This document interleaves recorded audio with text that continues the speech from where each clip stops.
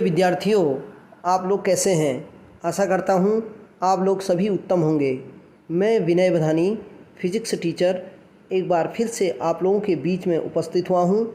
इस बार मैं आपके लिए भौतिक विज्ञान के नोट्स लेकर के आया हूँ, जो कि स्वहस्त लिखित संक्षिप्त शब्दों में पूर्णतया NCERT पर आधारित एवं आंकिक प्रश्नों सहित बने हुए हैं।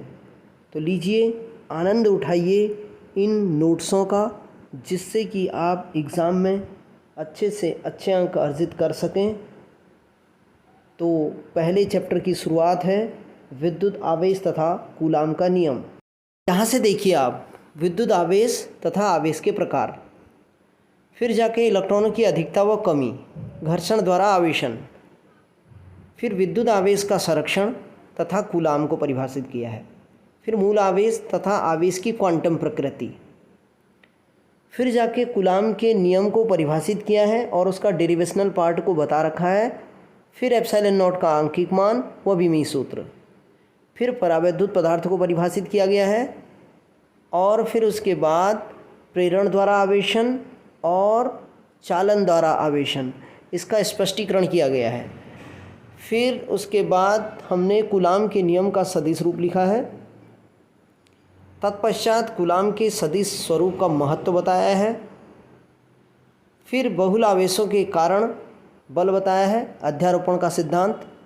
फिर विद्युत आवेश के गुणों को परिभाषित किया है, और फिर उसके बाद विद्युत क्षेत्र आता है एवं विद्युत बल रेखाएं, फिर विद्युत बल रेखाओं के गुण व विद्युत क्षेत्र की तीव्रता, फिर बिंदु आवेश के कारण विद्युत क्षेत्र की तीव्रता, फिर विद्युत द्विध्रुव तथा द्विध्रुव का आघूर्ण, और उसके बाद फिर विद्युत द्विध्रुव के कारण उत्पन्न विद्युत क्षेत्र की तीव्रता, अक्षीय स्थिति, निरक्षीय स्थिति, ये दोनों का डेरिवेशनल पार्ट बताया गया है यहाँ पर।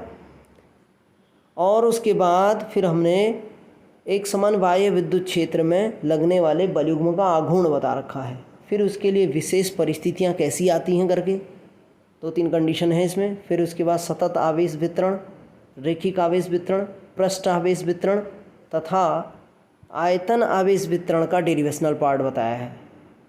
उसके पश्चात हमने न्यूमेरिकल प्रश्न इस यूनिट से, उसके पश्चात अलग अलग टाइप के इसमें न्यूमेरिकल को समाहित किया गया है, जो कि आपको समझने में काफ़ी आसान होंगे, और इसके आधार पर आप अन्य न्यूमेरिकल को भी बना सकते हैं।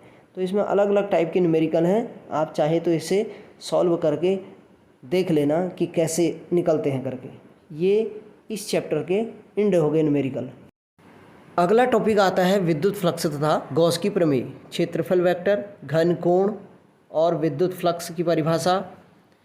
फिर उसके पश्चात इसको विस्तार से बताया गया है, और फिर विद्युत फ्लक्स में क्या स्थितियाँ आती हैं, समांतर की कंडीशन क्या है, लंबवत की कंडीशन क्या है। फिर उसके बाद विद्युत फ्लक्स का मात्रक एवं भीमा, गॉस की प्रमेय को बताया गया है। फिर गॉस की प्रमेय का डेरिवेशन बताया गया है। उसके पश्चात गॉस के पृष्ठ की विशेषताएं क्या हैं, वो विशेषताएं बताई गई हैं। फिर गॉस के नियम के अनुप्रयोग क्या हैं, 6 अनुप्रयोग हैं, 3 आपके सिलेबस में है मात्र। तो 3 सिलेबस में जो गॉस के नियम के अनुप्रयोग हैं उनको बताया गया है, ये कौन कौन से हैं करके इनको लिखा गया है बारी बारी से। और ये 3 के 3 बड़े इंपॉर्टेंट हैं, एग्ज़ाम की दृष्टि से बार बार पूछे जाते हैं, और काफ़ी शॉर्ट में इनको बताया गया है।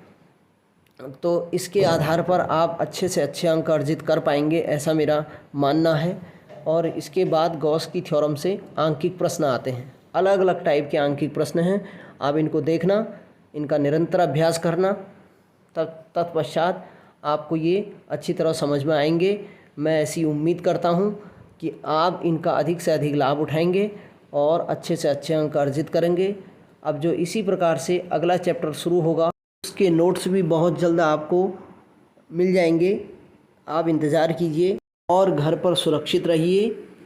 इसका लाभ लेकर अन्य अपने साथियों को भी बताइए, जिससे कि वो भी इसमें अच्छे से अच्छे अंक अर्जित कर सकें और उनको भी इसका लाभ मिल सके।